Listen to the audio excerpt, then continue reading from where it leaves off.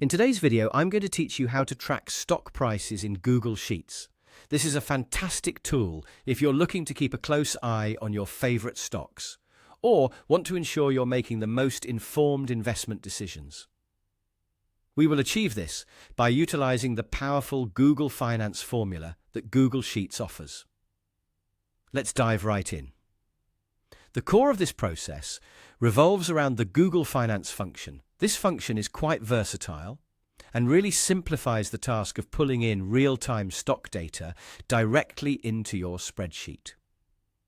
Now, as we explore this, you'll see that it comes with several parameters, including the ticker, the attribute, the start and end date, or the number of days, and the interval for fetching stock data. But don't worry if that sounds a bit complicated. For now, we'll keep it simple to help you get started quickly. Let's use Google as our example. We want to track the stock price of Google. The company's ticker symbol is Google. So, to pull that information into our sheet, what we'll do is type in the Google Sheets cell =, followed by Google Finance. Then, we'll open a parenthesis, insert the ticker symbol Google within quotation marks, and close the parenthesis. When you hit enter, you'll see the current stock price of Google populate right in that cell.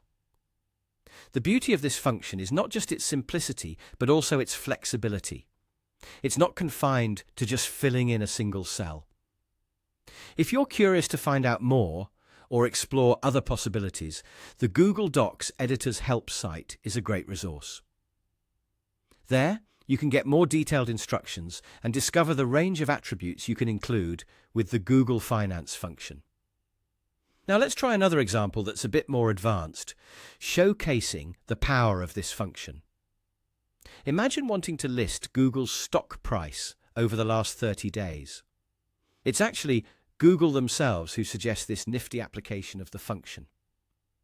With a few tweaks to the formula we just used, you can pull a range representing the past month's data directly onto your sheet.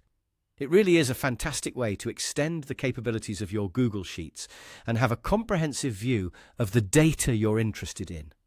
And that's all there is to it. With just these few simple steps, you can start tracking stock prices and use this dynamic feature in Google Sheets to stay on top of market trends. Remember, practice makes perfect, so don't hesitate to play around with different parameters and see what works best for your needs. Thank you for watching, and happy investing.